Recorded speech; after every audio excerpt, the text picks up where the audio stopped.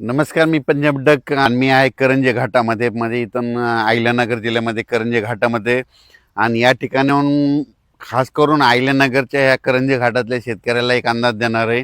कारण की त्यांचे फोन आले की आमच्या भागामध्ये पुण्याकडे पाऊस सुरू झाला, आमच्याकडे अद्याप आला नाही. तर ह्या करंजे घाटातल्या संपूर्ण भागातल्या शेतकऱ्याला पाथर्डी तालुक्यातल्या अहिल्यानगर जिल्ह्यातल्या शेतकऱ्याला सांगू इच्छितो की चांगला पाऊस बरसणार आहे आणि तुमच्या इकडे छोटे छोटे तळे त्याच्यात देखील पाणी येणार आहे, म्हणून हा अंदाज लक्षात घ्यायचा. तुमच्या भागात दुष्काळ वगैरे काही पडणार नाही म्हणून हा अंदाज देखील लक्षात घ्यायचा. पण राज्यातल्या सर्व शेतकऱ्याला सांगू इच्छितो की राज्यामध्ये पूर्व विदर्भ, पश्चिम विदर्भ, दक्षिण महाराष्ट्र, उत्तर महाराष्ट्र, कोकणपट्टी, खानदेश, मराठवाडा सर्व शेतकऱ्याला 22ला 23, 24, 25 असं करत करत 5 जुलैपर्यंत सगळ्या राज्यभर पाऊस पडणार आहे आणि सगळ्या राज्यातल्या सर्व शेतकऱ्याच्या पेरण्या होणार आहेत. म्हणून हा अंदाज सर्वप्रथम शेतकऱ्यांनी लक्षात घ्यायचा. राज्यात ठिकठिकाणी जवळपास 5 जुलैपर्यंत सगळीकडे पाऊस पडणार आहे आणि सगळ्या शेतकऱ्याच्या पेरण्या सुरू होतील, म्हणून हे देखील लक्षात घ्यायचं. दुष्काळ वगैरे काही पडणार नाही. आणि सर्वप्रथम आनंदाची बातमी आणखीन सांगू इच्छितो की जुलैच्या 2 जुलै ते 20 जुलैच्या दरम्यान राज्यामध्ये अतिवृष्टी होणार आहे, म्हणून हा अंदाज लक्षात घ्यायचा. पुणे जिल्हा, त्याच्यानंतर कोकणपट्टी, त्याच्यानंतर मुंबई, उत्तर महाराष्ट्राकडे अतिवृष्टी होईल. मग त्या अतिवृष्टी झाल्यामध्ये जे कॅचमेंट एरियातले धरण आहेत, जायकवाडी धरण, त्याच्यात देखील पाणी यायला सुरुवात होईल.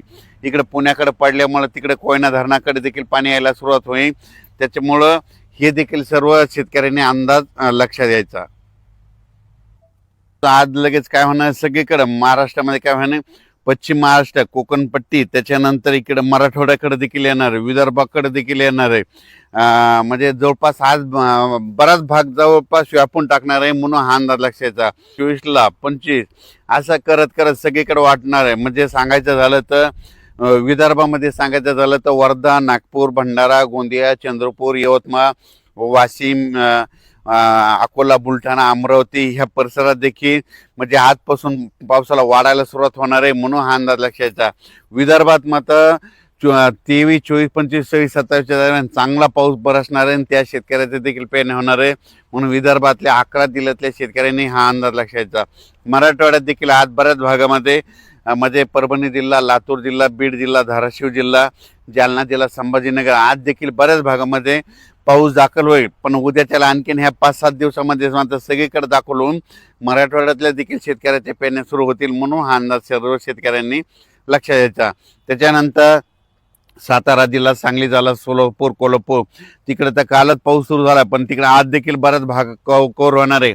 आणखीन 10 दिवसामध्ये तिकडेच देखील सगळीकडे पाऊस पडेल आणि त्या भागातील देखील शेतकऱ्याच्या पेरण्या लागू होतील, म्हणून हे लक्षात द्यायचं. उत्तर महाराष्ट्राकडे नंदुरबार जिल्हा, धुळे जिल्हा, जळगाव जिल्हा, नाशिक जिल्हा, त्याच्यानंतर अहिल्यानगर ह्या परिसरातल्या शेतकऱ्याला सांगू इच्छितो की तुमच्या देखील 5 जुलैपर्यंत तुमच्याकडे सगळीकडे पाऊस पडणार आहे, सगळ्या शेतकऱ्याच्या पेरण्या लागतील, म्हणून हा अंदाज लक्षात द्यायचा. शेतकऱ्याला विनंती, शेतामध्ये पाऊस पडल्याच्या नंतर जमिनीमध्ये ईदभर ओल गेली तर तुम्ही कधी पेरणी करू शकता, म्हणून हा अंदाज लक्षात द्यायचा.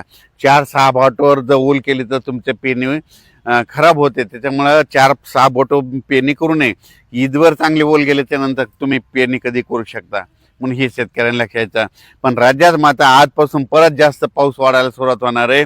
दुष्काळ वगैरे काही पडणार नाही. परत एकदा सांगतो, जूनमध्ये यावर्षी मी म्हटलं तर कमी पाऊस राहणार, जुलैमध्ये जास्त, ऑगस्टला कमी आणि सप्टेंबर ऑक्टोबर परतीचा पाऊस धुमाकूळ घालणार आहे, म्हणून हे अंदाज देखील लक्षात द्यायचा.